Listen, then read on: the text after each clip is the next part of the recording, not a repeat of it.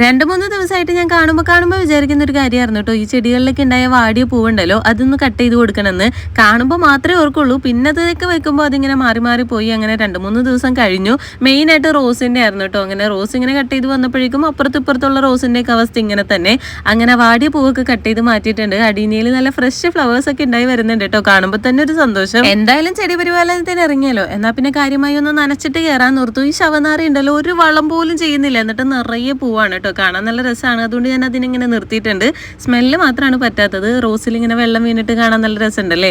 പിന്നെ ചീരക്കുട്ടന്മാരൊക്കെ നല്ല ഹെൽത്തി ആയിട്ട് നിൽക്കുന്നുണ്ട് കേട്ടോ. അവർക്കൊക്കെ കാര്യമായി വെള്ളം ഒഴിച്ച് കൊടുത്തു. ഇതേ മത്തങ്ങ ഉണ്ടായിട്ടുണ്ട്. ആക്ച്വലി മത്തങ്ങയുടെ ഈ മത്ത ഉണ്ടല്ലോ, അത് നമ്മൾ പറിച്ചു കളയാനിരുന്നപ്പോഴാണ് കേട്ടോ ഈ മത്തങ്ങ അയക്കുന്നത്. എന്തായാലും അത് അവിടെ നിൽക്കട്ടെ. പിന്നെ അതേ നമ്മുടെ ബോഗൻവില്ല, അതിൽ 2-3 ഞാൻ മുന്നത്തെ വീഡിയോസിൽ ഷെയർ ചെയ്തിട്ടുണ്ടായിരുന്നല്ലോ. കരിഞ്ഞു പോയിട്ട് ഞാൻ സൈഡാക്കി വെച്ചിട്ടുണ്ട്. എന്തായാലും പറിച്ച് കളഞ്ഞിട്ടില്ല കേട്ടോ. അതൊന്ന് ഗ്രോത്ത് ആയി വന്നാൽ എന്തായാലും വീഡിയോയിൽ കാണിക്കാം.